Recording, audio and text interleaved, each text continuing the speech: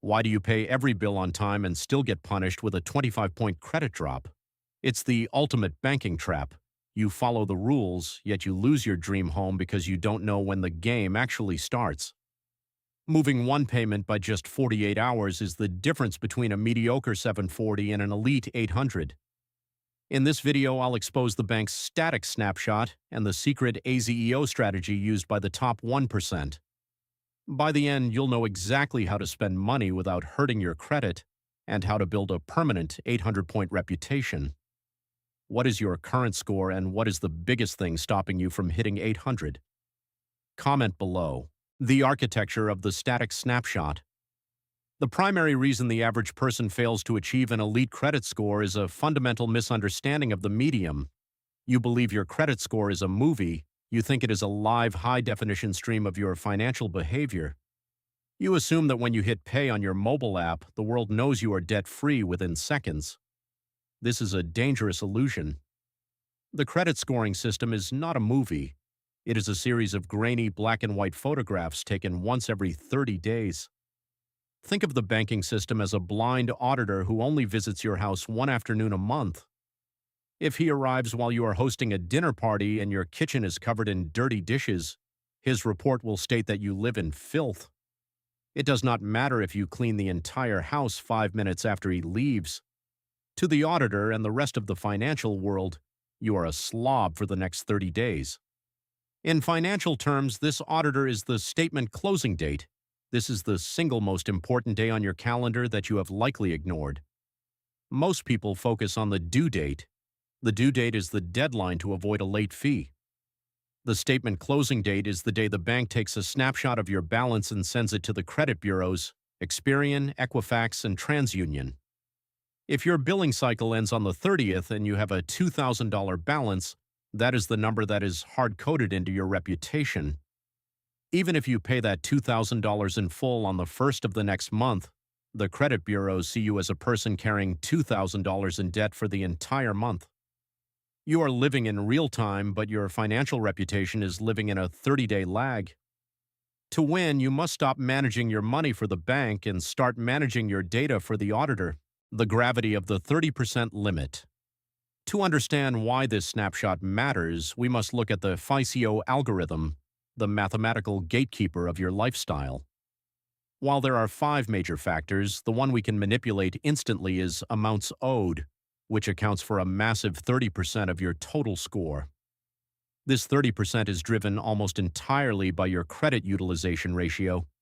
This is simple math, your reported balance divided by your total credit limit. However, the impact is not linear, it is tiered. There is a gravity to these numbers that pulls your score down the moment you cross invisible lines. The first cliff is the 30% mark. In the eyes of the algorithm, crossing 30% utilization signals that you are starting to rely on credit for survival. You are no longer an elite user, you are a consumer. If you cross 50%, the algorithm flags you as being in a state of high friction. If you cross 90%, you enter the panic zone. Let us look at the real-world cost of this ignorance. Imagine 2 individuals, Builder A and Builder B, both want to buy a $30,000 vehicle. Builder A understands the snapshot. They keep their reported utilization at 1%. Their score is 800. They qualify for a 3% interest rate. Over 5 years, they pay roughly $2,300 in interest. Builder B is responsible but ignorant. They spend 40% of their limit every month and pay it off on the due date. Their score is 740. They are offered a 7% interest rate because the snapshot makes them look higher risk. Over those same 5 years, they pay $500-600 in interest. Builder B just paid a $300 tax for not knowing what day of the month it was. That is the price of being average. The ghost penalty. The danger of zero. Now, the logical mind of a perfectionist would say, if low utilization is good, then zero must be perfect. I will pay every card to zero before the auditor arrives. This is a strategic error. The system does not reward ghosts. If you report a 0% balance across every single account you own, the FICO algorithm suffers from a data void. It cannot see how you manage debt because it appears you are not using it at all. In many cases, reporting all zeros will actually drop your score by 15 to 25 points compared to reporting a tiny balance. The elite strategy is what the 1% call the all zero except one protocol, or AZEO. The goal is to signal to the algorithm that you are an active participant in the economy, but you are so wealthy and controlled that you only require a microscopic amount of credit. If you have 5 cards, 4 should report a zero balance. The 5th card, your primary card, should report a balance of exactly 1% of its limit. If that card has a $5,000 limit, you want the auditor to see a $50 balance. This specific mathematical state triggers the maximum point allocation for the amounts owed category. You are threading the needle between being a debtor and being a ghost. The protocol of the elite. A step-by-step execution. To move from the average to the elite, you must turn off the autopilot. Autopay is a tool for the masses to avoid being late. It is not a tool for the builders to achieve perfection. Autopay usually triggers on the due date, which is far too late to influence the snapshot. Here is your new monthly protocol. Step 1. Identifying the auditor. You must find the statement closing date for every piece of plastic in your wallet. Do not look for this on the main screen of your banking app. They will hide it behind the due date. You must open the actual PDF of your last 3 statements. Look for the words billing period or closing date. Mark these dates in red on your calendar. Step 2. The preemptive strike. 3 days before that closing date, you must manually log in and pay your balance down to that 1% target. If you have a $1,000 balance and a $5,000 limit, you will pay $950 today. Do not wait for the bill. You are intercepting the data before it is generated. Step 3. The buffer zone. Those 3 days are crucial. Bank transfers are not instantaneous. They are bureaucratic. If you pay on the 28th for a snapshot on the 30th, you ensure the transaction has cleared and the auditor sees the clean room you have prepared for him. Step 4. The final sweep. Once the statement is generated, it will show a new balance of $50. Now and only now do you pay that remaining $50 before the actual due date. By doing this, you have reported 1% utilization to the world, but you have paid $0 in interest. You have effectively decoupled your spending from your reputation. I want to pause here. If you have ever looked at your credit score and felt like you were being judged by a machine that didn't know the real you, tell me the one financial frustration you wish you could resolve today. Let the community hear your story in the comments. The forbidden knowledge, the credit cycling trap. As you begin to master these hacks, there is a temptation to push the system too far. This is where most people get their accounts closed and their names blacklisted. It is called credit cycling. Suppose you have a $2,000 limit. You spend $2,000, pay it off mid-month, spend another $2,000, pay it off, and spend another $2,000. You have technically spent $6,000 in a single month on a $2,000 line of credit. You might think the bank should reward you for this high volume.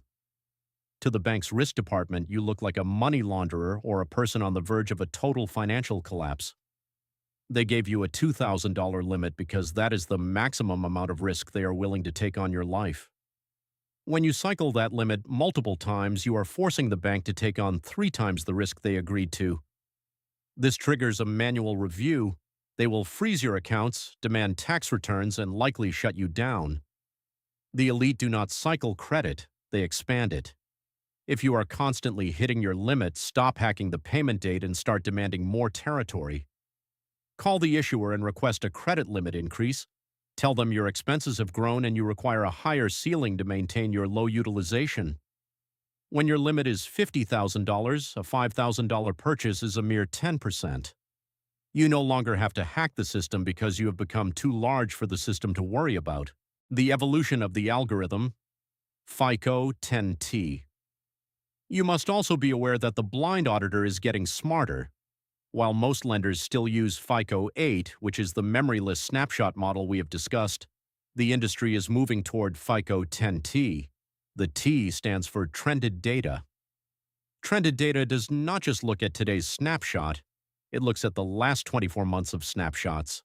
It wants to see if you are a person who consistently keeps balances low, or if you are a person who maxes out their cards every month and only plays the statement date game when they need a loan.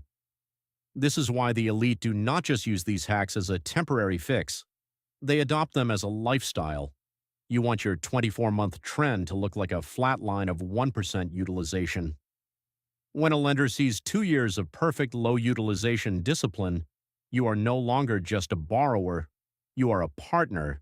You are the person they want to give money to because you have proven that you do not actually need it. The ballast of the old guard. A final mistake the average person makes is trying to simplify their life by closing old credit cards. They think they are being responsible by cutting up the plastic they no longer use. In the world of the 1%, this is financial suicide. Your total credit limit is the denominator of your utilization equation. If you close a card with a $10,000 limit that you never use, you have just removed $10,000 from your defensive shield. Your total debt remains the same, but your utilization percentage will spike and your score will drop instantly. Keep your old cards open. They are the ballast that keeps your ship steady in a storm. Put one small recurring subscription on them, like a $15 streaming service. Set that card to auto-pay the full balance. This keeps the account active, keeps the history aging, and provides a massive buffer of available credit that keeps your utilization naturally low. Financial freedom is not just about how much money you earn, it is about how effectively you manage the systems that control your access to capital. The middle class follows the rules written on the back of the bill. The elite follow the rules written in the code of the algorithm. By mastering the statement closing date, you are taking the power away from the blind auditor and placing it back into your own hands. You are no longer a victim of a 25-point drop.